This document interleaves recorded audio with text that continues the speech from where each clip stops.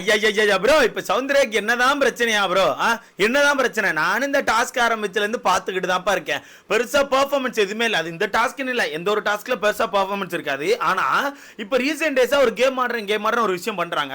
இந்த வீட்டுக்குள்ள யாராவது ஒருத்தர் ஏதாவது ஸ்கோர் பண்ற மாதிரி ஏதாவது விஷயங்கள் பண்ணா உடனே அந்த விஷயத்தை எடுத்து, இல்ல அவன் நடிக்கிறான், இல்ல அவன் வந்து வேணும்னு பண்றான், இல்ல இவன் வந்து ஏதோ வேணும்னு பண்ண மாதிரி இருக்கு, இவன் நடிக்கிறான் ஏதாவது ஒரு விஷயத்தை சொல்லிட்டே இருக்காங்க. ஓகேவா? இப்ப நேத்து பாத்துக்கோங்க, நேத்தா முந்தானத்தா எப்பப்பா விழுந்தாவன் முந்தானத்தை ஆக்சுவலா நம்ம ராணா விழுந்தான்ல, ராணா விழுந்தப்ப என்ன சொன்னாங்க, நடிக்க நைட்டு ஃபுல்லா அந்த ஸ்டாண்ட்ல இருந்தாங்க. அது இப்ப பார்க்க போனா அது நடிச்ச மாதிரி தான் நமக்கு ஃபீல் ஆகுது. ஓகேவா?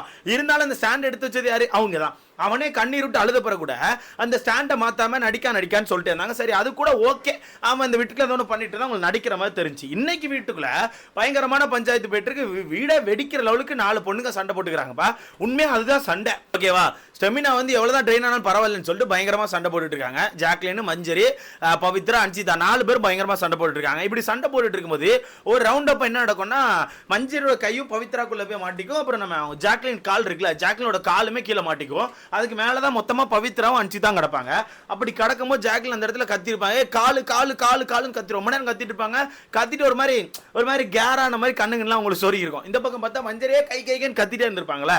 அதை பார்த்துட்டு அந்த இடத்துல கொண்டாந்து கழிச்சு நம்ம விஷால்கிட்ட சொல்லியிருப்பாங்க, மச்சான் எனக்கு ஒன்றும் சரியா தெரியல மச்சான், இப்போ எதுக்கு ஜாக்லின் வந்து கண்ணை மூடுனா, ஏதோ பண்றா மச்சான், ஏதோ நாடகம் போட்ட மாதிரி எனக்கு ஃபீல் ஆகுதுன்னு சொல்லுவாங்க.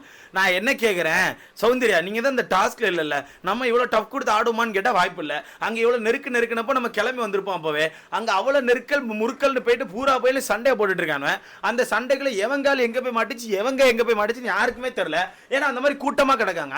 அப்படி கிடக்கும்போது கண்ணை மூடுறா மச்சான், அவ காலில் பெருசா யாருமே உட்காரவே இல்லை. எனக்கு தெரிஞ்சு மஞ்சரி மட்டும் தான் இருந்தாங்க.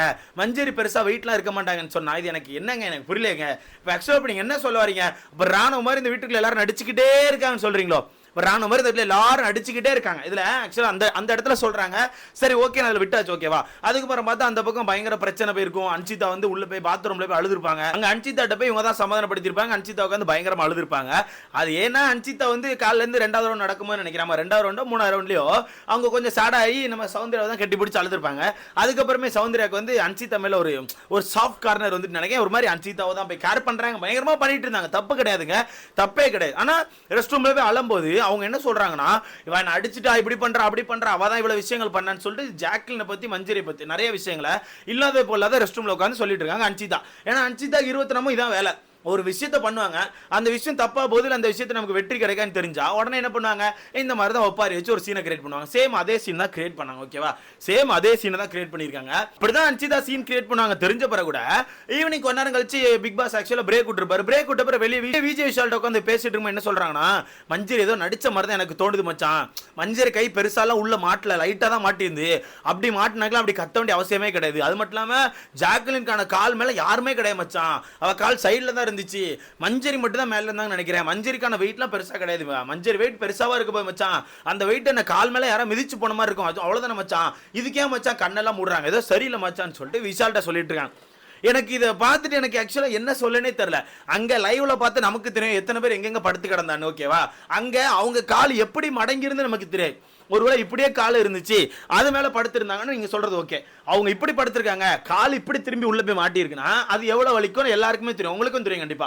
சோ அவங்க கால் எப்படி மாட்டிருக்கு இந்த மாதிரி மட்டும் நமக்கு தெரியல. சோ 2 பேர் மேல கிடக்காங்க. ஓகே, பவித்ரா மேல இருக்காங்க, அதுக்கு மேல அன்சிதா கிடக்காங்க, இந்த பக்கம் வெளியதான் மஞ்சரி உட்கார்ந்துருக்காங்க, கால் உள்ள இருக்கு, மஞ்சரி இங்க இருக்காங்க. அப்படி இருக்கும்போது அவங்க கால் எங்க இருக்கு எப்படி மாட்டிருக்கு உங்களுக்கு தெரியாமையே நீங்க டக்குன்னு இந்த மாதிரி வார்த்தை விடுறது எப்படி கேட்கிறேன்.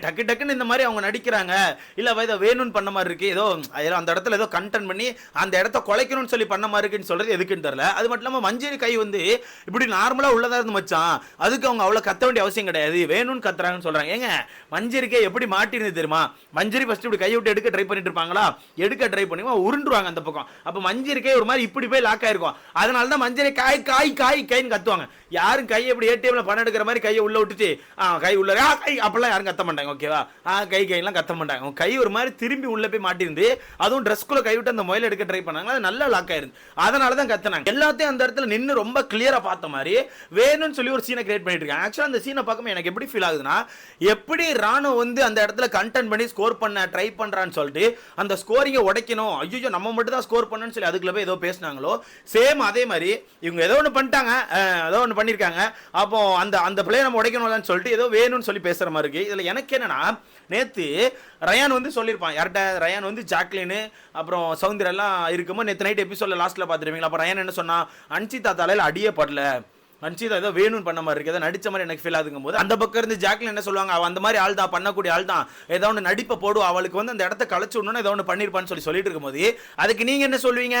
ஸ்மார்ட் மூவ் சொல்லுவீங்க, அப்படித்தானே? ஸ்மார்ட் மூவ், நிறைய ஸ்மார்ட் மூவ் பண்றான்னு நீங்க தான் சொல்லுவீங்க. ஸோ இந்த மாதிரி நீங்களே ஒருத்தருக்கு வந்து அப்ரிசியேஷன் கொடுத்துட்டு அவங்க நடிச்சா அது ஸ்மார்ட் மூவ், இவங்க எல்லாரும் உண்மையாவே வழியில துடிச்சு நீங்களாம் சேர்ந்து அவங்கள நடிக்கிறான்னு சொன்னது நடிச்சதா?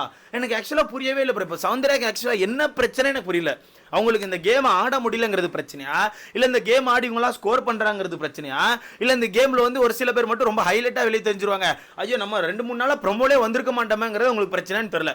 ஏன்னா நேற்றுக்கான எபிசோட்லையும் ப்ரோமோல இல்லை, இன்னைக்கான இதுலையும் ப்ரோமோல கிடையாது, சுத்தமாக கிடையாது. ஸோ எதுக்கு இப்படி பேசிடுறேன் எனக்கு தெரியல. அதில் விஜய் விஷாலும் அவனுக்கே தெரியும், அவன் அங்கே போய் அவன் தான் பிரிச்சு விட்டான், அவனாச்சும் கரெக்டாக பேசுறான்னு பார்த்தா அவனும் அன்சிதாக்கு சப்போர்ட் பண்ணிட்டு, ஆமா அன்சிதா இந்த பக்கம் தான் படுத்திருந்தா, நான் பார்த்தேன், அந்த பக்கம் ஜாக்லின் கால் ஒரு மாதிரி அந்த சைடில் தான் இருந்து, இருந்தாலும் எதுக்கு கத்துறாங்கன்னு தெரியல, ஏதாவது கத்திக்கிட்டு இருக்காங்கன்னு சொல்லிட்டு அவனும் சொல்லிட்டு இருக்கான். எப்பா இதே இந்த இடத்துல அன்சிதா கத்திருந்தா நீ என்னப்பா செஞ்சிருப்ப? அன்சிதா மட்டும் கத்திருந்தா நீ என்ன மாதிரி பேசியிருப்ப? இல்லை அன்சிதாவை யாராச்சும் இந்த மாதிரி உங்ககிட்ட வந்து அவங்க நடிச்ச மாதிரி இருக்கு, வேணும்னு பண்ண மாதிரி இருக்குன்னு சொன்னா நீ ஒத்துக்க மாட்டல? அன்சிதாக்கு உண்மையா வலிச்சிச்சு, எனக்கே தெரியும், அவ வலி அங்க வலிச்சது எனக்கு இங்க ஃபீல் ஆச்சுன்னு சொல்லியிருப்பியப்பா. என்னெல்லாமோ பண்றீங்களா? ஏன்டா என்னெல்லாமோ பண்றானோ ப்ரோ. மொத்தத்துல எதுக்கு இதை வேலையை பார்த்துட்டு எனக்கு தெரியல. அது மட்டும் இல்லாம வீட்டுக்குள்ள ஒரு சில பேரை பத்தி சொல்லி ஆகணும். அது எல்லோ டீம் மட்டமான டீம் தான் நீங்க. முக்கியமா ரயான், உனக்கு பயமா என்ன எலவுன்னு தெரியல, காலைல இருந்து நீ கேமும் ஆடல, பெருசா எதுக்குள்ள இன்வால்வ் ஆகவே இல்லை. கேட்டா பெண்கள் ஒரு கதையை விட்டுட்டு இருக்க, கதையை விட்டு நீ பாட்டு சைட்ல உட்காந்துருக்க, அதெல்லாம் இருக்கட்டா சைட்ல இருக்கட்டு. அந்த பொம்மை எடுக்கிற விஷயத்துல அவனும் உங்களோட கூட்டணி தானே, முத்துக்குமரன் டீம் வந்து உங்களோட கூட்டணி தானே, அவனுக்கு ஒரு பொம்மையை நீ கொடுத்துருக்க. ஏன்னா அந்த மேட்ச் விட்டு வெளியே போயிடக்கூடாதுன்னு சொல்லிட்டு ஒரு பொம்மையை கொடுத்துருக்க. உங்ககிட்ட இப்ப முழு பொம்மை ஒரு 3 இருக்கு, அவன் ஒரு பொம்மை அவனை எடுத்துட்டு வந்து ஒரு 2 முழு பொம்மையை வச்சிருக்கான், அப்புறம் நீ ஒரு பிஞ்ச பொம்மையை வச்சிருக்க. இப்போ உனக்கு என்ன பிரச்சனை? நீ கொடுத்த பொம்மை எப்படியா வாங்கிடணும், முத்துக்குமரன் பிஞ்ச பொம்மை தான் இருக்கணும், அப்படிதானே? அந்த டீம் எப்படி நீ என்கிட்ட கூட்டணி போட்டலப்பா, அதனால நீ எப்படியா வெளியே போயிடணும், மண்ணாப்போ வெளியே போயிரு, ஆனால் நாங்கள் தான் ஜெயிக்கணும். அது எப்படி நாங்கள் ஜெயிச்சுட்டு போவோம்? நான் வந்து கூட்டணி வச்சனால உனக்கு வந்து பாவம் பார்த்து 2 பொம்மை கொடுத்து நான் 3 பொம்மை வச்சுலாம் வின் பண்ண மாட்டேன், அதிகபட்ச பொம்மைகளை வச்சு தான் வின் பண்ணி சொல்லி ஏதோ ஒன்று பண்ணிட்டு இருக்கான். ஒன்று நல்லா சொல்கிறேன், வெளி மக்கள் பார்த்துட்டு இருக்காங்க. சேதனை இந்த விஷயத்தை வந்து கேட்டார்னா உனக்கு பேசக்கூட முடியாது. ஆல்ரெடி நீங்கள் டீம் போட்டு பண்ணிருக்கீங்க. அப்போ டீம் போட்ட விஷயத்துக்கே அவர் வந்து என்னென்ன பேசுவார்னு தெரியல. அந்த இடத்துல நீ திரும்பி இந்த பொம்மையெல்லாம் கொடுத்துட்டு அந்த பொம்மையை ரிட்டர்ன் வாங்கிட்டு ஒன்று பண்ணுற தெரியுமா? ஜாக்லின் அதுக்கு மேலே ஐயோ அவங்களுக்கு ஒரு வகையில் பயம் வருதுங்க. கடைசி நேரத்தில் முத்துக்குமரன் அடிச்சு வின் பண்ணிடுவானோ, ஏன்னா அவனுக்கு பயமே வந்துட்டு, ஓப்பனா பயமே வந்துட்டு. ரயான் சொல்றேன், மஞ்சரி எப்படின்னு தெரியல, அவங்க ஒருவேளை சிரிக்கிறலாம் வச்சு பார்த்தா அட்டாக் பண்ண வராங்கன்னு நினைக்கிறேன். அப்படி அட்டாக் பண்ண வந்தாலும் சமாளிச்சிடலாம் நினைக்கிறேன்னு சொன்னா ஒரு பயத்திலே தான் பேசுறான், ஃபுல் பயத்திலே தான் பேசுறேன். சிம்பிளா ஒன்று சொல்றேன்ப்பா, பயப்படாதீங்க. ஆனால் கூட்டணிக்கு யாரையா ஒருத்தர் சேர்த்தீங்கன்னா அவங்கள கொஞ்சம் அவங்க கிட்ட கொஞ்சம் நேர்மையாக நடந்துக்கோங்க. இந்த மாதிரி ஆடிட்டு நீ கடைசியில் நீ தான் வின் பண்ணுன்னு சொல்லி ஒரு செல்ஃபிஷ் மோடுக்கு போயிட்டு இந்த மாதிரி கேவலமாக பண்ணீங்கன்னா மக்கள் பார்த்துட்டு இருக்காங்க, ஓட்டுகள் கிடைக்காது. எப்படியும் நாமினேஷன் ஃப்ரீ பாஸ் வாங்கி தப்பிச்சிட்டேன், இன்னும் 2 வாரத்துக்கு ஒன்று கையில் வேற பிடிக்க முடியாது. சரி ரைட்டு, வரப்போகிற வாரம் ஜெஃப்ரி வீட்டுக்கு அனுப்பிவிடுவோம்னு சொல்கிறதுக்குல. ஸோ இதை பற்றி உங்களுக்கான கருத்துன்னு சொல்லி மறக்காம கமெண்ட்ல போடுங்க. அடுத்த